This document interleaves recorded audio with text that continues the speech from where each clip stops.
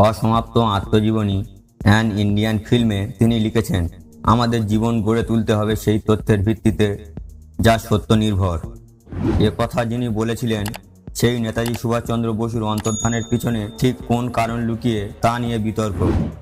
আমাদের দুর্ভাগ্য যে 8 দশকেরও বেশি সময়ে তা মেটেনি। আসুন শুরুতেই দেখি নেতাজির অন্তর্ধানের পর ভারতে গঠিত 3টি কমিটি, যথা শাহনওয়াজ কমিটি, খোসলা কমিশন এবং মুখার্জি কমিশন, যে তদন্ত করে তাদের রিপোর্টে ঠিক কী কী ছিল। আপামর ভারতবাসীর মনের মধ্যে বেঁচে রয়েছেন তিনি। তার জীবন আজও অনুপ্রাণিত করে কোটি কোটি দেশবাসীকে।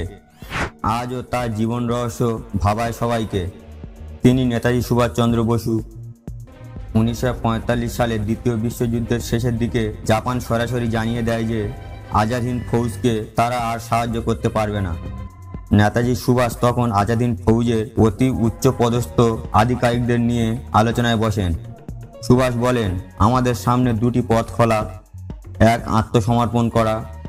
2, ইতালিতে গেলে সাহায্য পাওয়ার উজ্জ্বল সম্ভাবনা। তাই সবাই দ্বিতীয় পথটি বেছে নিলেন। ঠিক হয়, নেতাজির সঙ্গে হাবিবুর রহমান, প্রীতম সিং, এস.সি. চ্যাটার্জি, স্বামীনাথন ও আয়াঙ্গারের মতো 5 জন সেনাধিকারী সঙ্গী হবে। বিমানপথে সহযোগিতা করবে জাপান। রাশিয়া শুধু ফ্রি প্যাসেজ দেবে।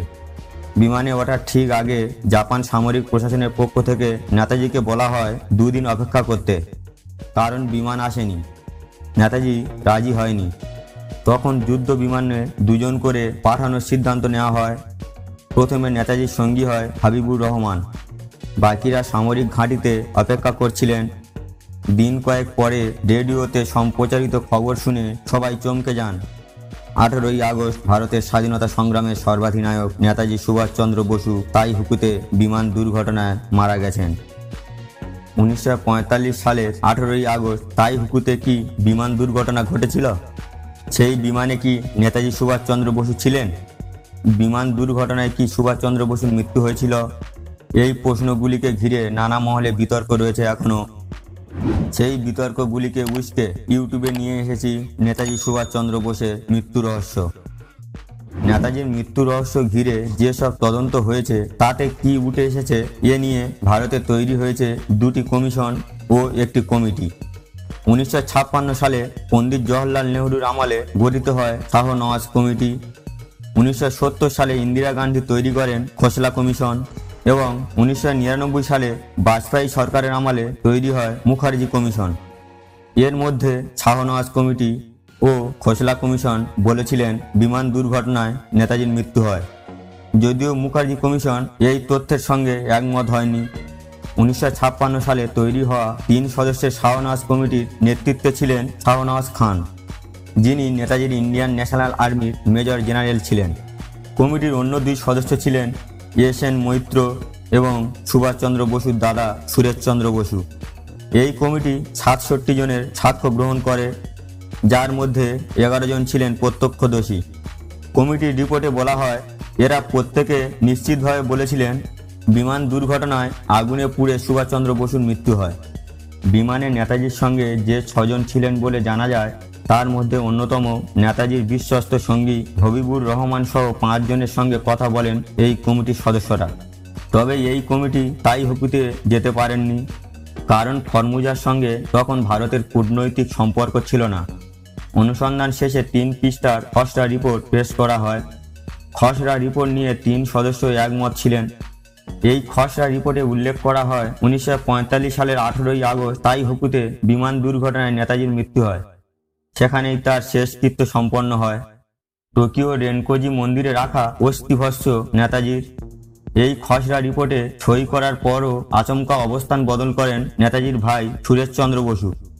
তিনি চূড়ান্ত রিপোর্টে সই করতে চাননি। শাহনওয়াজ খান এবং এস.এন. মৈত্রের সই করা চূড়ান্ত রিপোর্টটি পেশ করা হয় 1956 সালের 3রা আগস্ট। সেই বছর সেপ্টেম্বরে তা গ্রহণ করে সংসদ। সুরেশচন্দ্র বসুর আপত্তি সংক্রান্ত রিপোর্টটিও সংসদে পেশ করা হয়, যেখানে তিনি দাবি করেন বিমান দুর্ঘটনা ঘটেনি, নেতাজির মৃত্যুও হয়নি। নেতাজির মৃত্যু রহস্য অনুসন্ধান করতে 1970 সালে তৈরি হয় খোসলা কমিশন। নেতৃত্বে ছিলেন অবসরপ্রাপ্ত বিচারপতি জি.ডি. খোসলা। বিমানে নেতাজির 4 সঙ্গী এবং 5 প্রত্যক্ষদর্শীর সঙ্গে কথা বলেন এই কমিশন। পাশাপাশি 4 বছর ধরে কথা বলেন শাহনওয়াজ কমিটির নেতৃত্বে থাকা শাহনওয়াজ খান ও কমিটির সদস্য তথা নেতাজি সুভাষচন্দ্রের ভাই সুরেশচন্দ্র বসুর সঙ্গে এবং 224 জন অন্যান্য সাক্ষীর সঙ্গে। খোসলা কমিশনও জানায় তাই হুকুতে বিমান দুর্ঘটনায় নেতাজি গুরুতর আহত হয় এবং সেই রাতে নেতাজির মৃত্যু হয়। তবে 1945 সালের 18 আগস্টের পর কয়েকজন নেতাজিকে দেখার দাবি করেছেন। সে কথাও উল্লেখ করেছেন কমিশনের নেতৃত্বে থাকা জি.ডি. খোসলা। তিনি লেখেন, নেতাজির এক অনুরাগী দাবি করেছেন 1956 সালের 24শে ডিসেম্বর সোভিয়েত সেনার এক অফিসার সুভাষচন্দ্র বসুকে ক্রেমলিন যেতে দেখেন। রিপোর্টে আরও উল্লেখ করা হয়, এক সাংসদ দাবি করেছেন সুভাষচন্দ্র বসু সাইবেরিয়া জেলের 45 নম্বর সেলে রয়েছেন।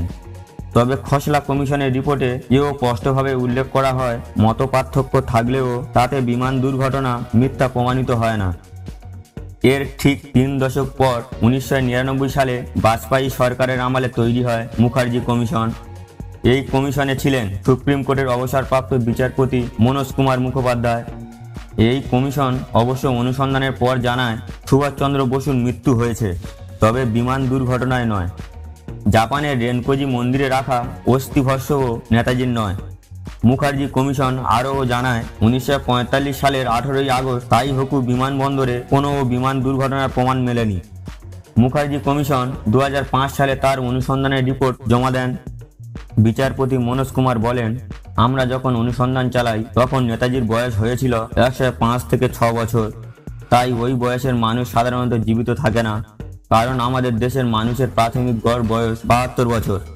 তাই ধরে নেওয়া যেতে পারে যে তিনি বয়সজনিত কারণে মারা গেছেন।